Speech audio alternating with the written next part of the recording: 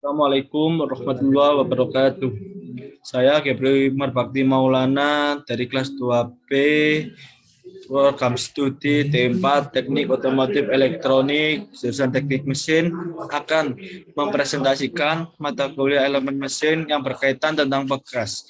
Kami dari kelompok 3 yang beranggotakan Fadli Haris Wahyudin, nomor absen 9, yang mempunyai NIM 2041220003, Vina Rizkiani, nomor absen 10, NIM 2041220053.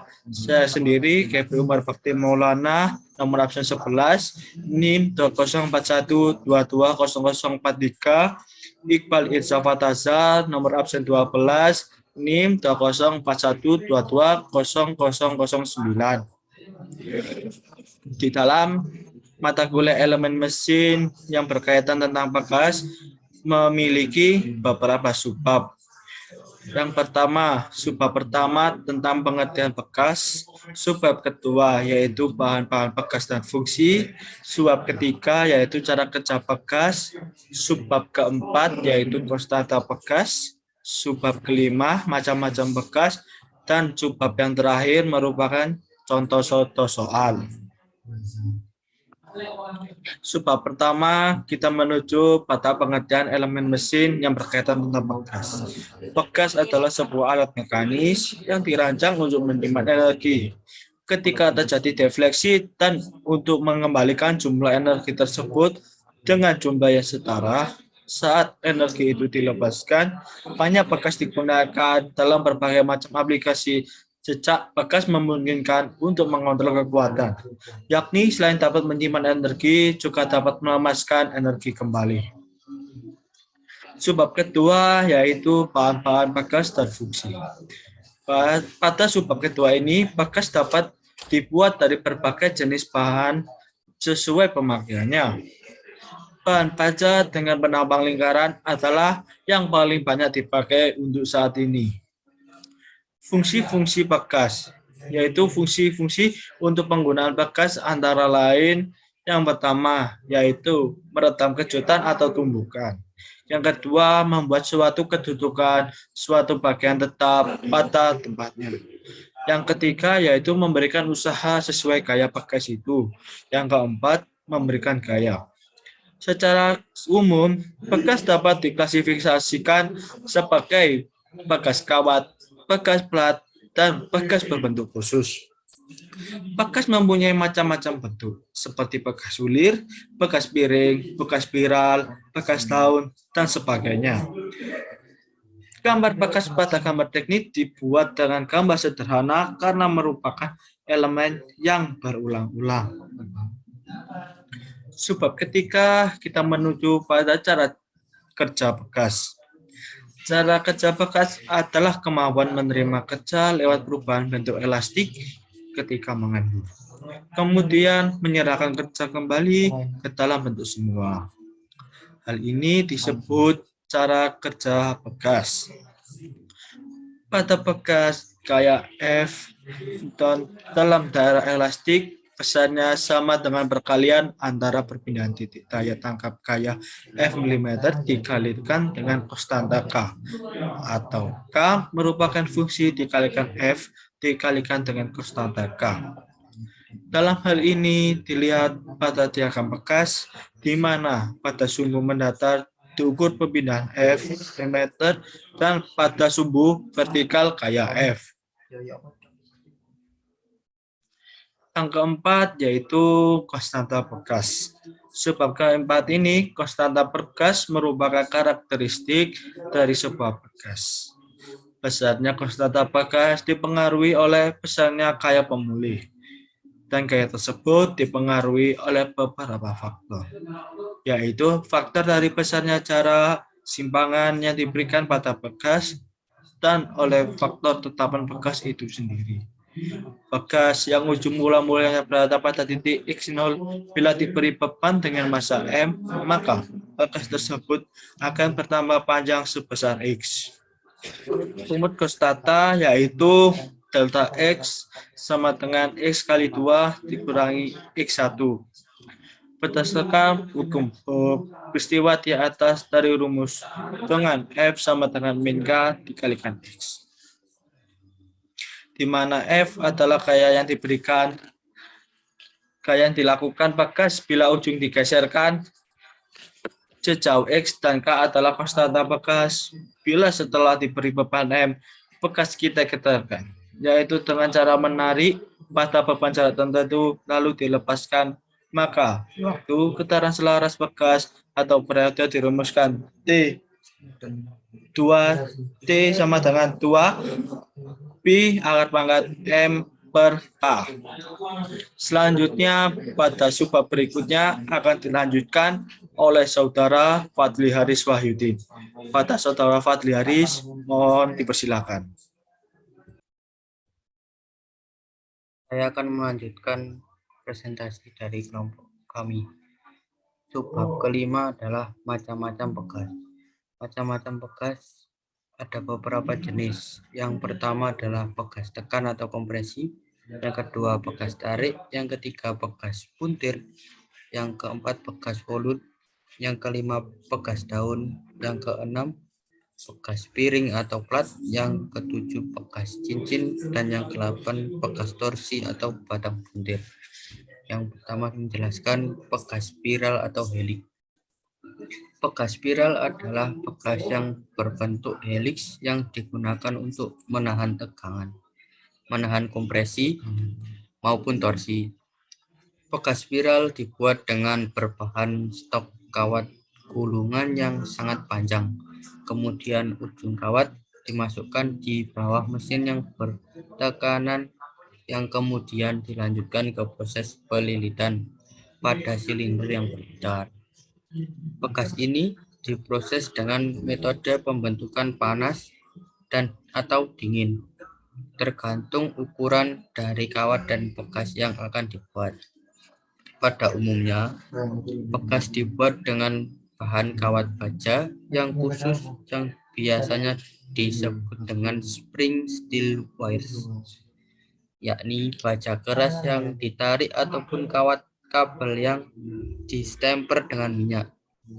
Ada juga bahan lain yang digunakan untuk membuat bekas, antara lain stainless steel, alloy steel, dan kawat aluminium. Selanjutnya adalah bekas daun atau leaf spring. Bekas daun adalah bekas flat yang sederhana. Umumnya digunakan untuk sistem suspensi roda pada kendaraan atau truk. Bekas daun biasanya dibuat dengan menggunakan plat strip dari jenis baja bekas yang berpenampang persegi panjang. Beberapa plat baja bekas ditumpuk dengan ukuran yang berbeda setiap tingkatannya. Semakin ke bawah semakin kecil ukurannya. Pusat busur yang disediakan untuk lokasi ganda yang terdapat lubang. Lubang tersebut disediakan untuk menjadi pengikat pada bodi kendaraan. Bekas daun merupakan salah satu komponen otomotif yang bahan dasarnya adalah baja karbon tinggi dengan karbon lebih dari 0,5%. Dalam fungsinya, bekas daun menerima beban dinamis atau beban yang berulang-ulang yang cukup besar dan akan mengalami kerusakan akibat lelah yang muncul setelah komponen tersebut menjalani fungsinya.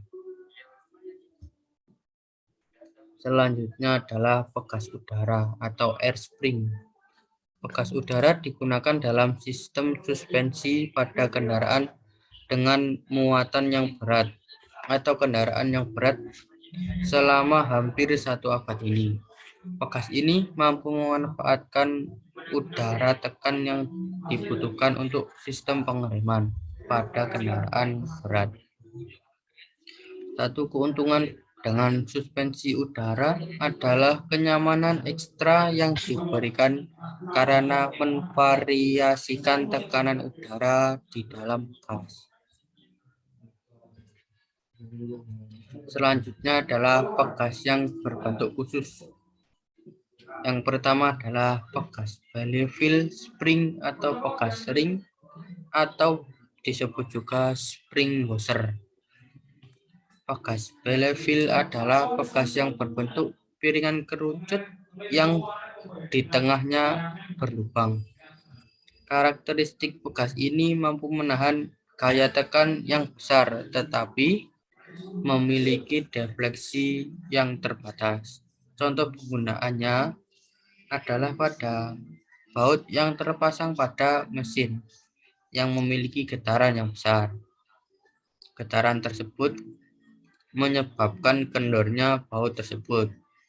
Dengan menambah pegas Belleville ini, maka akan menekan baut dan terhindar dari lepasnya ikatannya pada mesin tersebut. Pemilihan pegas Belleville untuk aplikasi tertentu diperlukan pertimbangan-pertimbangan, yaitu diameter dan rasio serta jenis bahan yang digunakan. Karena setiap bahan dan ukuran mempunyai karakteristik gaya pelendutan yang berbeda. Dengan SAE 1988. Selanjutnya adalah pegas pilin atau disebut juga volute spring. Volute spring digunakan dalam aplikasi di mana gaya tekan yang besar diberikan pada jarak-jarak yang pendek. Volute spring ini diproduksi dengan membentuk mengerucut atau juga dikenal sebagai volute dalam istilah lainnya. Pada saat pegas volute dikompresi, maka kumparan yang lebih kecil dapat meluncur di dalam kumparan yang lebih besar. Dengan demikian, memungkinkan pegas yang dikompresi dengan panjang yang lebih pendek daripada yang mungkin dengan pegas kompresi helix. Dikarenakan kumparan tidak saling tertumpuk, maka ketinggian solid pegas adalah lebar dari plat tersebut. Volute spring memiliki tingkat pegas yang lebih tinggi dan dapat menahan beban yang lebih besar daripada pegas kompresi yang berbentuk tradisional dengan ukuran yang sama. Dengan demikian, maka membuat pegas volute ini menjadi lebih ideal dalam situasi penyerapan goncangan. Salah satu kelebihan yang dimiliki pegas volute atau volute spring adalah dapat digunakan untuk bagian yang mengalami beban yang besar namun berada di tempat yang relatif kecil, dan gesekan antar plat yang terjadi akibat dari beban dapat digunakan untuk meredam getaran. Selanjutnya adalah pegas spiral. Pegas spiral juga dikenal sebagai pegas buntir atau disebut juga spiral. Terbuat dari baja pegas bersegi 4 yang lunak. Setelah terbentuk spiral, kemudian pegas spiral dipanaskan untuk mencapai fungsi pegas yang tepat. Seperti pegas torsi, pegas spiral menghasilkan torsi linier. Pegas spiral digunakan sebagai pegas penyeimbang untuk sudut rotasi yang lebih kecil. Energi yang disimpan digunakan sebagai penyeimbang atau torsi penjajaran diri. Pegas ini tidak memiliki ukuran yang standar, tetapi merupakan barang khusus yang memiliki banyak aplikasi. Dalam kebanyakan kasus, pegas spiral paling cocok untuk aplikasi yang membutuhkan kurang dari 360 derajat rotasi sudut. Namun, pegas spiral khusus yang dirancang dengan benar dapat melebihi batas asalkan tidak ada ikatan kumparan yang akan menyebabkan lonjakan torsi dan tegangan yang tidak diinginkan. Pegas-pegas spiral yang kecil digunakan pada jam tangan, galvanometer, dan tempat-tempat di mana listrik harus dibawa ke perangkat yang berputar seperti roda kemudi tanpa menghalangi rotasi.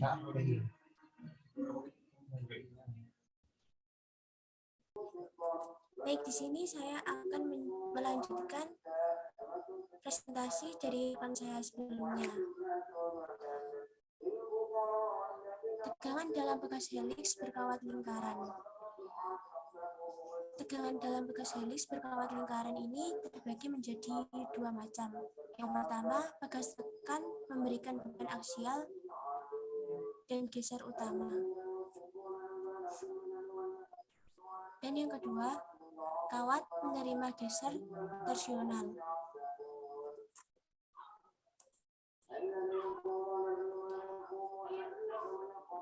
Rumus dalam tegangan bekas heliks berkawat lingkaran ini dirumuskan dalam T sama dengan W, D per 2 sama dengan Pi per 16 dikali tau 1 dikali D3. Tau 1 sama dengan 8 dikali W dikali D dibagi Pi dikali D pangkat 3. D besar diartikan sebagai diameter rata-rata lilitan bekas. D kecil diartikan sebagai diameter kawat bekas. N melambangkan jumlah lilitan. G berarti modulus kekakuan untuk material bekas. W melambangkan beban aksial pada bekas. Tau melambangkan tegangan geser maksimum yang terjadi pada kawat. C melambangkan indeks bekas yang dirumuskan dengan D besar dibagi D kecil. P berarti pitch atau dasar dari lilitan. Yang terakhir, delta berarti defleksi bekas sebagai akibat beban aksial W. Beban W cenderung memutar kawat akibat momen puntir yang dilambangkan dengan T pada kawat, sehingga tegangan geser torsional bisa terjadi dalam kawat.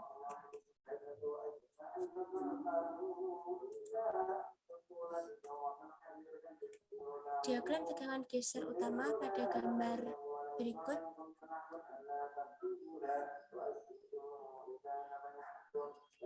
sedangkan diagram resultan tegangan geser torsional dan resultan tegangan geser utama terdapat pada gambar berikutnya. Untuk diagram tegangan geser utama dijelaskan pada gambar 8.8 dan untuk tegangan pada bekas heliks tekan dijelaskan pada gambar 8.9.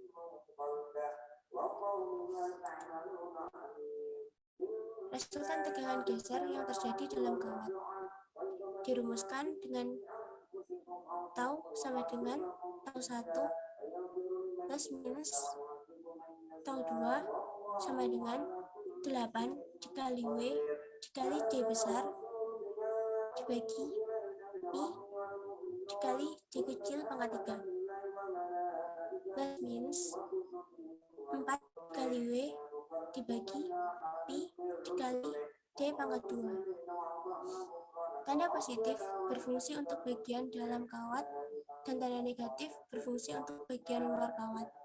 Ketiga tegangan yaitu maksimum pada bagian dalam kawat sehingga tegangan geser maksimum yang terjadi dalam kawat sama dengan tegangan geser torsional ditambah tegangan geser utama sama dengan 8 dikali W dikali D besar dibagi I dikali D pangkat 3. Kemudian dijumlahkan dengan 4 dikali W dibagi Pi dikali D pangkat 2 sama dengan 8 kali W dikali D dibagi I dikali D pangkat 3 lalu dikalikan dengan 1 ditambah D dibagi 2 dikali D besar sama dengan 8 dikali W dikali D dibagi I dikali D pangkat 3 lalu dikalikan dengan 1 ditambah 1 dibagi 2 dikali C sama dengan KS dikali 8 dikali W dikali D besar dibagi I dikali D pangkat 3. KS diartikan sebagai faktor tegangan geser yang dirumuskan dengan 1 ditambah 1 dibagi 2 dikali C. Pengaruh geser utama yaitu sama seperti lingkungan pada kawat. Sebuah faktor tegangan Walsh yang penemunya yaitu A.M. Walsh. Diagram resultan tegangan torsional, geser utama, dan geser lengkungan. Tegangan geser maksimum yang terjadi dalam kawat dirumuskan dengan tau sama dengan K dikali 8 dikali W dikali D dibagi I dikali D kecil pangkat 3 sama dengan K dikali 8 dikali W dikali C dibagi I dikali D kecil pangkat 2.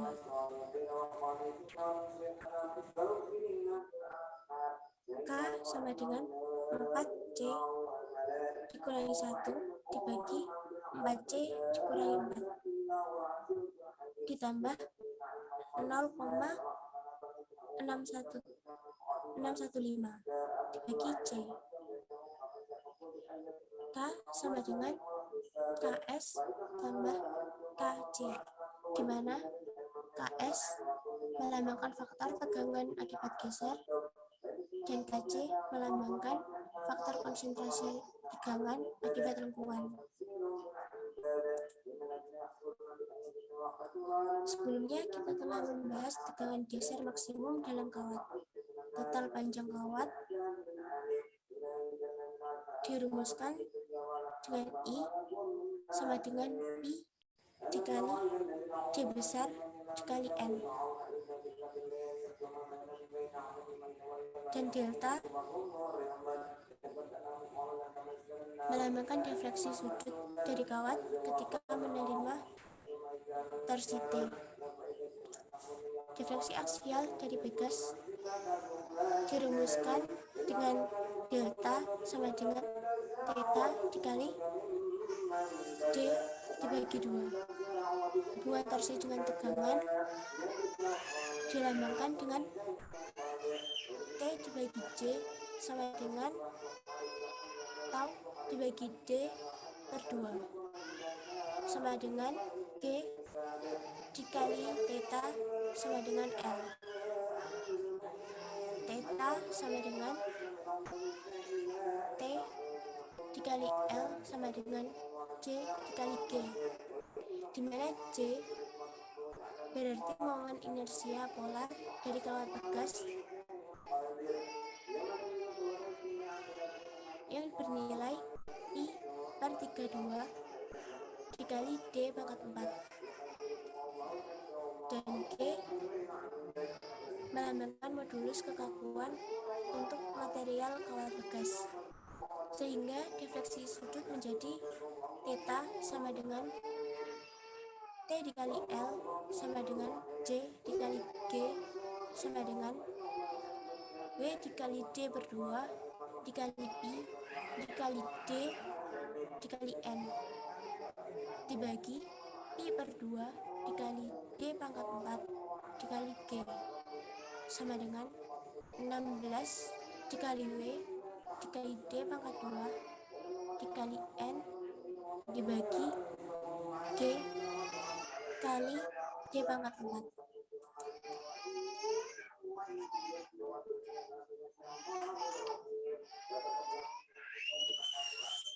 Substitusi persamaan dari rumus sebelumnya, yaitu delta sama dengan 16 dikali W dikali D pangkat 2 dikali N dibagi G kali D pangkat 4 dikali D per 2 sama dengan 8 kali W dikali D pangkat 3 kali N dibagi G kali D pangkat 4 sama dengan 8 kali W dikali C pangkat 3 kali N dibagi G dikali D.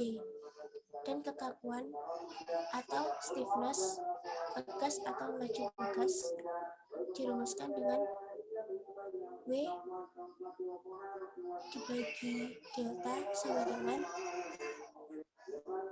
G kali D pangkat 4 dibagi 8 kali D pangkat 3 dikali N sama dengan G dikali D dibagi 8 kali C pangkat 3 kali N yang memiliki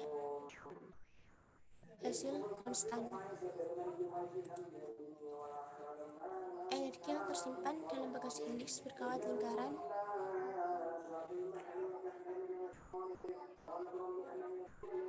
bekas yang berfungsi untuk menyimpan energi, yaitu sama dengan kerja yang dilakukan oleh beberapa beban eksternal. Dimisalkan dengan W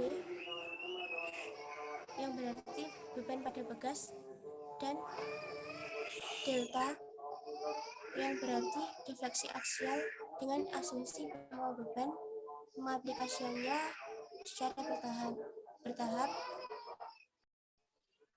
maka energi simpan yang ada dalam bekas dirumuskan dengan U sama dengan setengah kali W dikali delta, sehingga kita dapat mengetahui bahwa defleksi bekas yaitu delta sama dengan 8 kali W kali D pangkat 3 kali N dibagi G kali D pangkat 4 sama dengan 8 kali Pi kali D pangkat 3 kali tau dibagi 8 kali K kali D dikali D pangkat 3 kali N dibagi G kali D pangkat 4 sama dengan Pi kali tau kali D pangkat 2 dikali N dibagi K kali D dikali G. Lalu disubstitusikan persamaan yang didapat dari 8-8A dan 8-8B juga 8-8B, sehingga didapat U sama dengan setengah kali Pi kali D pangkat 3 dikali tau dibagi 8 kali K dikali D dikali Pi kali tau kali D pangkat 2 dikali N dibagi K dikali D dikali G sama dengan tau pangkat 2 sama dengan 4 kali K pangkat 2 dikali G, lalu dikali dengan Pi kali D dikali N dikali Pi per 4 dikali D pangkat 2 sama dengan tau pangkat 2 dibagi 4 kali K pangkat 2 dikali D dikalikan dengan V, di mana V memiliki arti volume kawat bekas sama dengan panjang kawat bekas atau luas penampang kawat, yang dirumuskan dengan V sama dengan I dikali D dikali M dan dikalikan dengan I per 4 dikali D pangkat 2.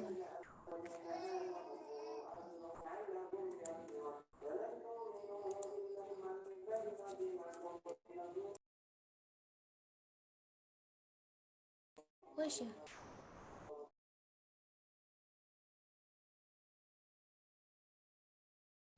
Baik, di sini saya akan melanjutkan presentasi dari kelompok kami. Selanjutnya kita ada 3 buah contoh soal. Contoh soal yang pertama yaitu sebuah pegas terbuat dari plat lebar 6 mm dan lebar dan tebal 0,25 mm dan panjang 2,5 meter. Tegangan maksimum bahan plat yaitu 800 MPa dengan asumsi terjadi pada titik momen lentur terbesar dan E sama dengan 200 kN per milimeter persegi. Hitunglah momen lentur, jumlah putar pegas, dan energi regangan yang tersimpan pada pegas. Nah, di soal ini kita dapat lebar plat yaitu 6 mm dan tebal plat 0,25 meter dan panjang plat 2,5 meter. Kita rubah menjadi satuannya menjadi milimeter sehingga didapatkan 2500 mm. Selanjutnya kita dapatkan tegangan maksimum sebesar 800 MPa. Kemudian dapat diartikan 800 Newton per milimeter persegi. Selanjutnya kita mendapatkan E dengan angka 200 kN milimeter persegi atau 2 kali 105 Newton per milimeter persegi. Nah, yang pertama itu kita itu mencari momen lentur pada bekas dengan cara seperti berikut. 12 M per lebar plat dikalikan tebal plat dikuadratkan. Nah, seperti yang diketahui tadi, tegangan maksimum itu 800. Kemudian kita tuliskan 12 kali M yang kita cari per 6 kali 0,25 kuadrat. Maka didapatkan hasil dengan M sama dengan 800 per 32 sama dengan 25 Newton milimeter, sehingga nilai momen lentur pada bekas yaitu 25 Newton milimeter. Selanjutnya yaitu kita mencari jumlah putaran gas dengan rumus peta 12 kali M kali L per E kalikan lebar plat dikalikan tebal plat pangkat 3. Sehingga dituliskan 12 kali 25 dikalikan 2500 per 2 kali 10 pangkat 5 dikalikan 6 dikalikan 0,25 pangkat 3. Yang hasilnya yaitu 40 radian. Nah, karena satu putaran pegas sama dengan 2 pi radian, maka jumlah putaran untuk pegas adalah 40 per 2 pi sama dengan 6,37 putaran. Sehingga di sini jumlah putaran gas yaitu 6,37 37 putaran. Selanjutnya yaitu kita mencari jumlah energi regangan yang tersimpan pada pegas. Kita dapat mencarinya dengan rumus sebagai berikut. U sama dengan theta B pangkat 2 per 24E dikalikan B dikalikan H dikalikan L. Sehingga dapat dituliskan 800 kuadrat per 24 dikalikan 2 dikalikan 10 pangkat 5. Kemudian kita kalikan dengan 6 kali 0,25 dikalikan 2500. Sehingga di sini kita mendapatkan hasil 500 Newton milimeter. Jadi untuk jumlah energi regangan yang tersimpan pada pegas yaitu sebesar 500 Newton milimeter.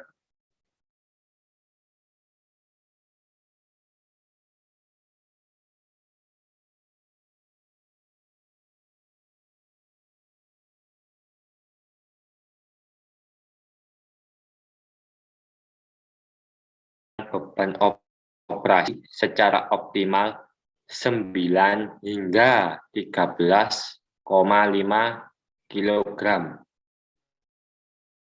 Defleksi pegas untuk material rentang beban adalah 7,5 mm. Asumsikan indeks pegas 10. Tegangan geser yang diizinkan untuk material pegas 4.800 kg per cm persegi. Dan modulus kekakuannya 8 kali 10 pangkat 5 kg per cm persegi. Rancangan pegas jika faktor Wahl 4C min 1 per 4C min 4 plus 0,615 per C, di mana C ialah menjadi indeks pegas. Nah, yang pertama itu kita mencari faktor Wahl, yang di mana tadi sudah ditentukan faktor Wahl-nya yaitu 4C min 1 per 4C min 4 plus 0,615 per C. Sehingga dapat kita tuliskan 4 kali 10 min 1 per 4 kali 10 min 4 ditambah 0,615 per 10. Sehingga di sini kita mendapatkan hasil 1,1448. Jadi untuk nilai faktor Wahl-nya yaitu 1,1448. Nah, dari sini kita dapat mencari jumlah lilitan aktif dengan rumusan berikut. Fs 8W per D kali K per Pi kalikan D pangkat 3 sama dengan 8W kalikan D kecil dikalikan D besar per Pi kalikan D pangkat 3 kalikan D. Kemudian D sama dengan akar K per 8 kalikan W2 kalikan C per Pi kali F kali S. Sehingga kita dapat memasukkan angka akar 1,1448 dikalikan 8 dikalikan 13,5 dikalikan 10 per Pi 4.800. Sehingga untuk diameter kawat gas sebesar 0,2863. Nah, sehingga jumlah lilitan aktif dapat dicari menggunakan D sama dengan 10 dikalikan diameter kawat bekas. Sama dengan 10 dikalikan 2,863. Hasilnya 2,863 cm. Untuk selanjutnya, kita dapat mencari diameter kawat dengan rumusan sebagai berikut. Theta sama dengan 8F kalikan D pangkat 3 dikalikan N per D pangkat 4 dikalikan 5. Nah, D3 per D kecil 3 itu sama dengan C pangkat 3. Theta 8 kalikan F dikalikan D pangkat 3 dikalikan N per D kalikan 5. Nah, di sini kita dapat menggunakan rumus N sama dengan theta dikalikan D5 per 8 dikalikan F dikalikan C3. Sehingga kita dapat menuliskan 0,75 dikalikan 0,2863 dikalikan 8 kali 10 pangkat 5 per 8,8 dikalikan 4,5 dikalikan 8 pangkat 3. Sehingga hasilnya 4,77. Dapat kita bulatkan ke angka 5.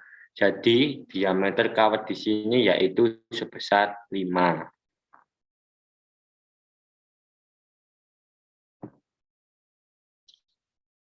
Selanjutnya untuk contoh soal yang ketiga atau yang terakhir. Pegas dari sebuah truk mempunyai 12 daun. 2 di antaranya adalah daun yang tersusun secara merata. Panjang busur pegas 1,05 meter dan panjang tidak efektifnya 85 mm. Beban di pusat sebesar 5,4 kN dengan tegangan yang diizinkan sebesar 280 MPa. Tentukan tebal dan lebar pegas daun tersebut, serta hitung besarnya defleksi. Perbandingan tebal, total, dan lebar pegas adalah 1:3. Modulus elastisitas bahan pegas 210 dikalikan 103 Newton per milimeter persegi. Nah, di sini kita mendapatkan N sama dengan 12, NF sama dengan 2, 2L sama dengan 1,05 meter. Kita rubah satuannya ke milimeter. Sama dengan 10.050 mm. L sama dengan 85 mm, 2F sama dengan 5,4 kN atau F sama dengan 2,7 kN, delta F sama dengan 280 MPa atau sama dengan 280 Newton per milimeter persegi, E sama dengan 2,1 kalikan 10 pangkat 5 Newton per milimeter persegi. Pertama-tama kita mencari panjang efektif dengan cara 2L sama dengan 2L1 per L sama dengan 1050 kurangi 85 sama dengan 965 mm. Sehingga hasilnya L sama dengan 482,5 mm. Jadi untuk panjang efektifnya yaitu 482,5 mm. Terus selanjutnya kita mencari rasio dari total kedalaman bekas dan lebar adalah 1:3. Maka kita dapat menuliskan 12H sama dengan B, 12H per B sama dengan 3. Sehingga kita pindah luas menjadi B sama dengan 4H. Selanjutnya, dengan asumsi bahwa daun pegas awalnya tidak mempunyai tegangan, sehingga tegangan maksimum atau tegangan lentur untuk panjangan penuh daun adalah theta F sama dengan 18 F kali L per B kali H pangkat 2 dalam kurung 2 kali N plus 3 kali NF. 280 sama dengan 18 kali 2700 dikalikan 482 kali 5 per 4H kali H pangkat 2 dikalikan dalam kurung 2 kali 10 ditambah 3 kali 2. Sehingga hasilnya 225,5476 per H3. Nah, di sini kita dapat menuliskan H3 sama dengan 225,476 per 280. Hasilnya 805,3.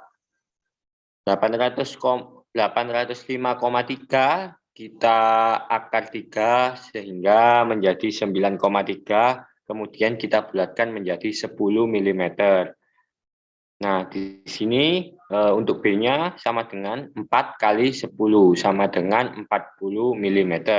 Baik, untuk selanjutnya yaitu mencari defleksi bekas.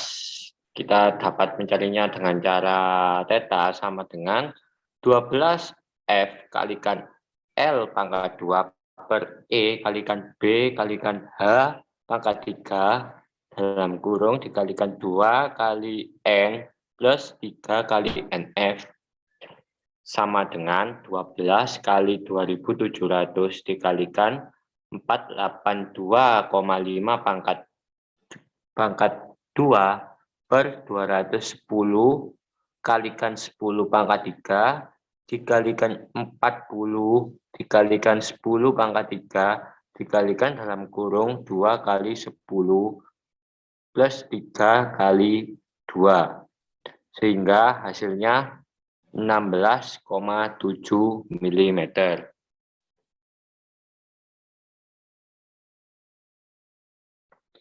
Nah, di sini untuk link referensi mengenai PPT yang telah kita sajikan untuk kali ini. Apabila Anda ingin tahu lebih dalam mengenai referensi kami, silahkan kunjungi link-link berikut. Cukup sekian dari kelompok kami. Bila ada salah kata atau salah penyampaian, mohon dimaafkan dan dimaklumi. Terima kasih. Wassalamualaikum warahmatullahi wabarakatuh.